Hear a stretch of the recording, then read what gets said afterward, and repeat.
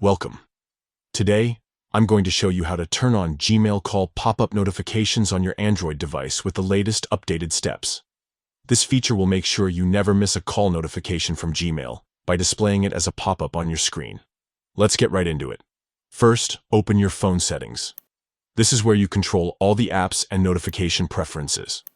Next, scroll down and tap on Apps. This will show you a list of all the apps installed on your phone. From the list, find and tap on Gmail. This will open the app-specific settings. Now, tap on Notifications. Here, you manage what kinds of alerts Gmail can send you. Look for notification categories and tap it. This section breaks down different types of Gmail notifications. Find the category labeled Changes to Ongoing Call and tap on it. Finally, toggle the option labeled Show as Pop-up to On.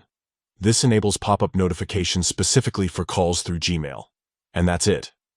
Once you've turned on this setting, call notifications from Gmail will appear as pop-up alerts on your screen, allowing you to respond quickly without having to open the app manually.